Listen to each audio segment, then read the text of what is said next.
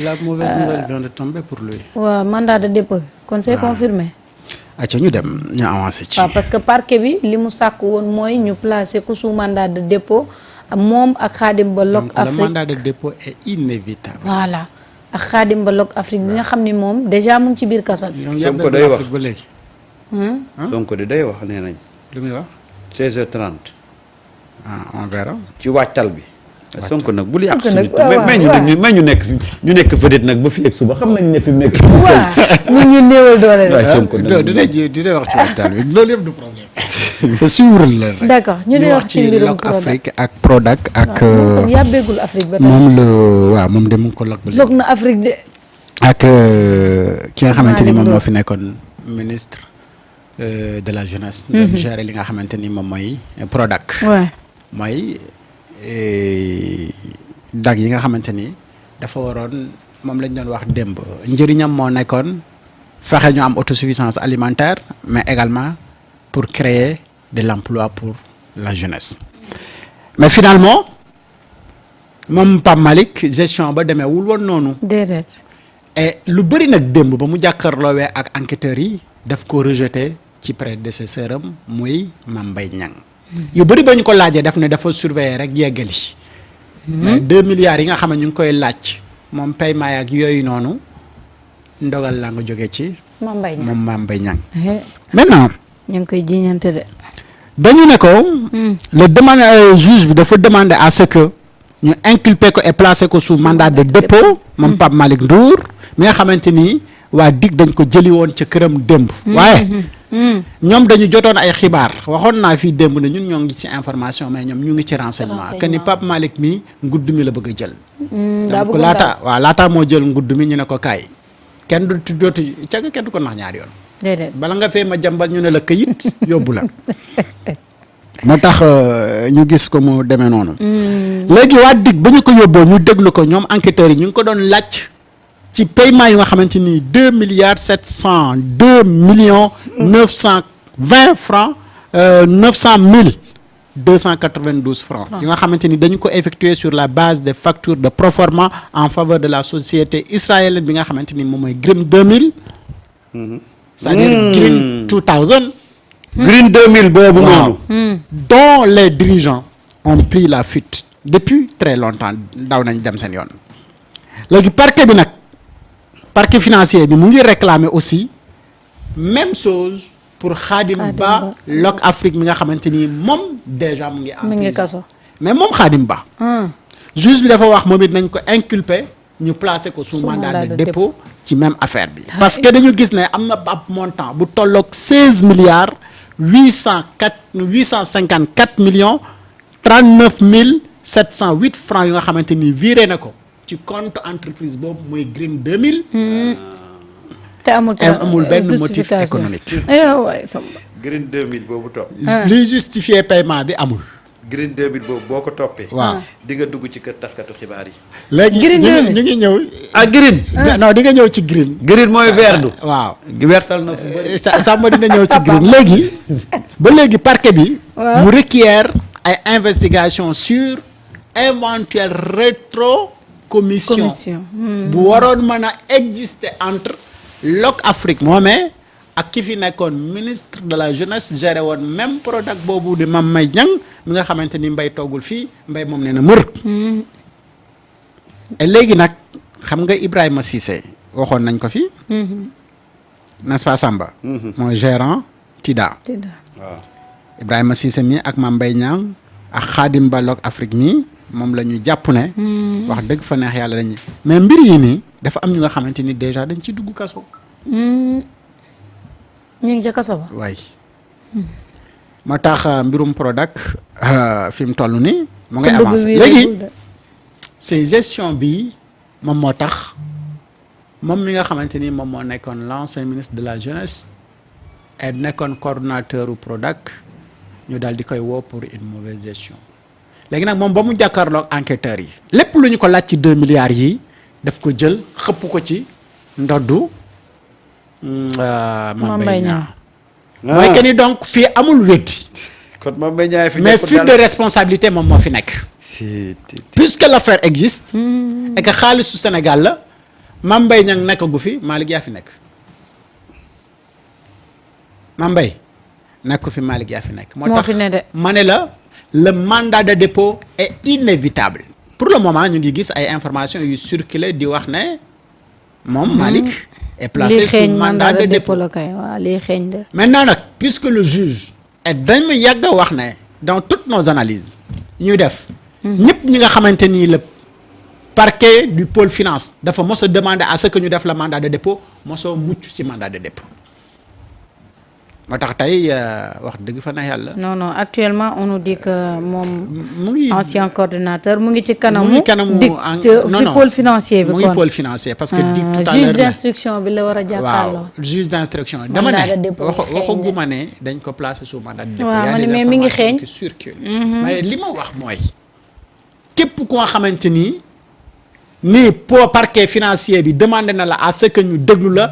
puis placer le sous mandat de dépôt mosoo rëcc ci mandat de dépôt et démb devant les enquêteurs dafa nier ses responsabilités par rapport ak li nga xamante ni moom la ñu wax ci 2 milliards yi mais l'existence des paiements ak yooyu ak façon bi nga xam ne moom lañ ko defee weddiwu ko. dégg nga li ma wax. dafa jël responsabilité yi. jël lox ko Mame Mbaye. waaw comme newu fi kay ku fi newut ko. te juge bi muy demander à ce que ñu woolu ko.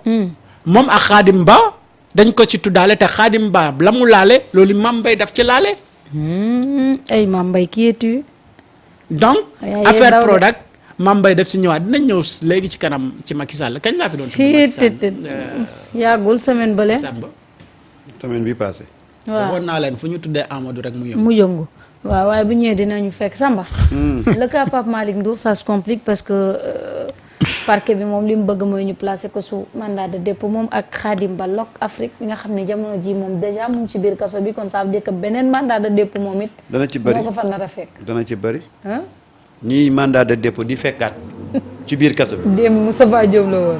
et voilà Khadim Ba aujourd'hui dañ ko dugal ci kaso bi ci affaire Africa Energy.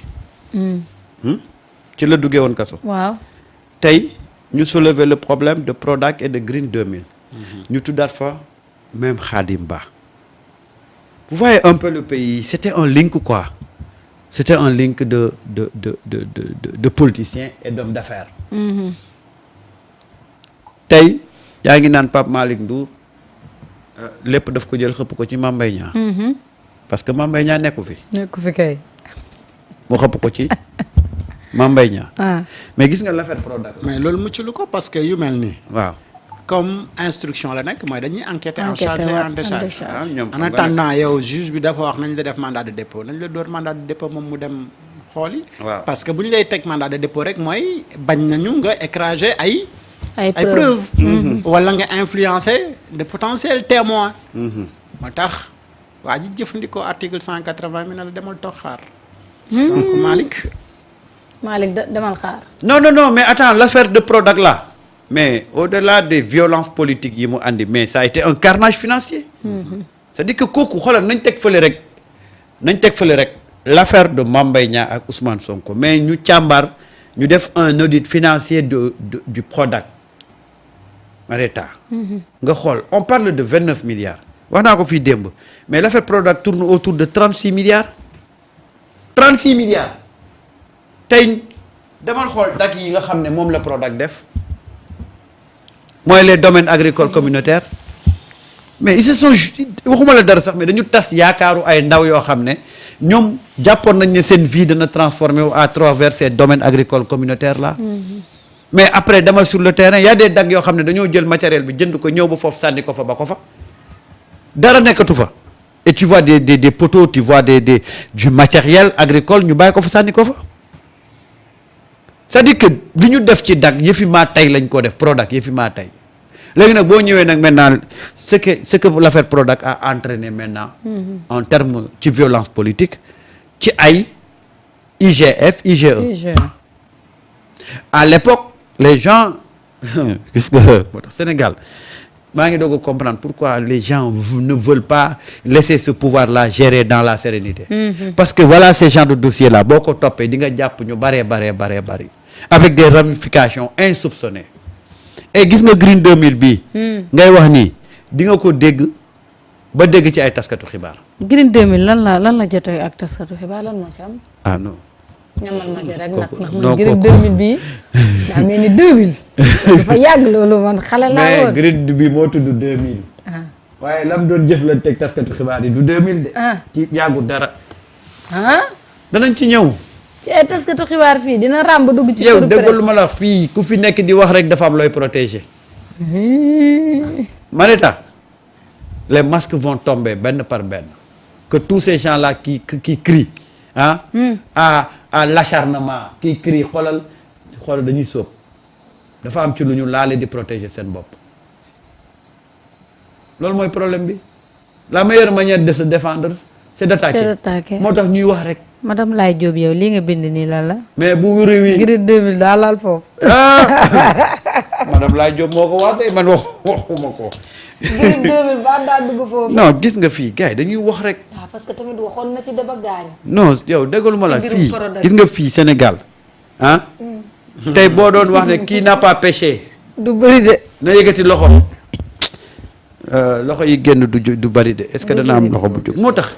Khadim Balok Afrique nag ngeen yaakaar ne àqu baayam dal ko Khadima mi yóbbu woon papam ci yoon tey. mais je vais te dire il y a un autre marché. qui va être soulevé. c'est marché bi ñu doon construire les pirogues en fibre de lan. fibre de gars yi dimbale leen ma ci. fibre de verre. waaw en fibre de xaw ma lan. c'était un marché de 65 milliards. romb na ko sax ma naan lan lay wax 65 milliards 250 et quelques. marché boobu ce dossier va être soulevé. te moom daf ci laal. waaw. Lok. waaw. le marché était confié à Lok. nag kawam dafa critique de. fibre de daal moo logoon marché yëpp ndek. waaw na marché yëpp koy. na ma gars yi wax marché fibre de les pirogues à fibre de xaw ma lan. léegi ñu wax la ko. léegi ñu wax la ko. wax ma fibre de verre. de verre léegi ñu wax ma ko. moom lañ confié woon marché boobu. à coup de milliards. fibre de verre la waa. voilà à coup de milliards. dossier boobu dinañ ko génne teg ko ci kaw table bi. et vous verrez. Khadim Ba. xam nga fan yële moom mi Khadim mi xam nga fan yële Khadim xam nga fële fan yële Khadim ñu ngi ko doon defal lobby pour mu génn ñu ne il est gravement malade. waaw mu déggaatuma ci dara daf tànn si diggante. yow. est-ce que du man maa yàq diil bi parce que. fii yow moom lépp yow la am na ku nekk ci kaso bi fan yi bu ngeen déggee ne il est gravement malade rek xam nañ ne syndrome Farba bu bëgg a jaar. mais boobu c'était gis nga le marché là de fibre là. waaw. c'est à coup de milliards. te Macky Sall mi moo leen ko joxoon.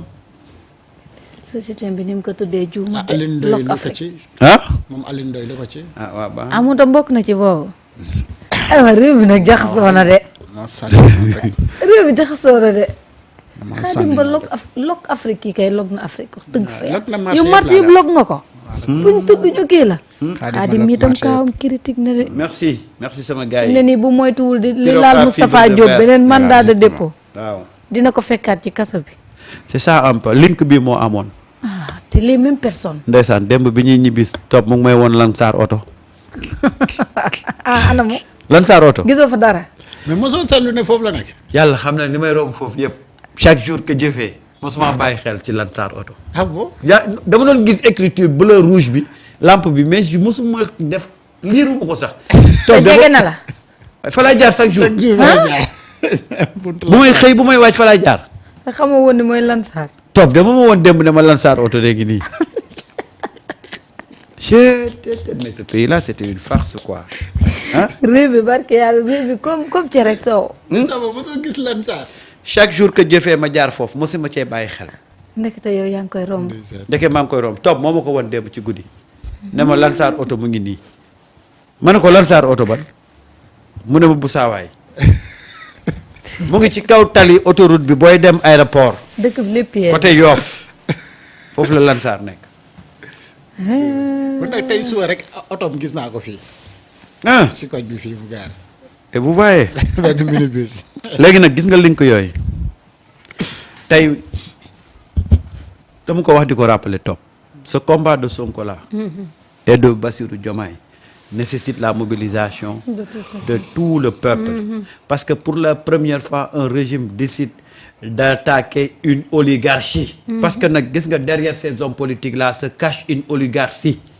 c'est-à-dire que un groupe de personnes immensément riches lan moo leen riche loo mooy ils ont toujours bénéficié de façon illégale ci les deniers publics ku jóg nag di xeex ak ay milliardaires lenn rek la ci mën a génne la mobilisation du peuple parce que gars yi nag ils sont pas prêts à aller à la guillotine te Sonko ne va plus reculer avec Bassirou Diomaye Faye lan lay doon nag un combat frontal ce combat frontal là nag ça demande aujourd'hui la mobilisation du peuple bi comprendre aujourd'hui que tey suñu milliards yi ci ñan la nekk te ñooñu fan la ñu pare pour yegg fa pour défendre seen bopp peuple bi jóg jàppale le régime là pour qu'on aille jusqu'au bout parce que nag gis nga ñu ngar daajoo xaalis réew mi duñu ay ñu ndaw de déedéet ñi kay duñu ay waaye devant la détermination d'un peuple kenn mënul faire face déedéet et tey lañ gën a soxla peuple bi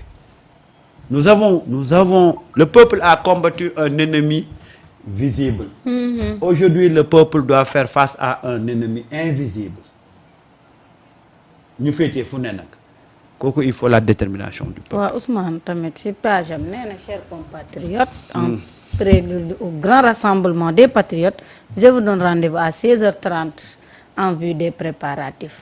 waaw non faaw mu wax écho ko rek ba samedi. non Ousmane dañu ne 16h30 day wax. waaw parce que dafay wax ak ñoom ci organisation bi. ak itinéraire bi. ok. sans cela pëccëxoo mën na am dëgg la. vu discipline u patriotes yi. bu waxee ne nii la bëgg a ñëwee heure bii la bëgg a ñëw nii laa bëgg nit ñi mel ak nii ak nii ak nii ak nii xam nga fi ñu def meeting bi.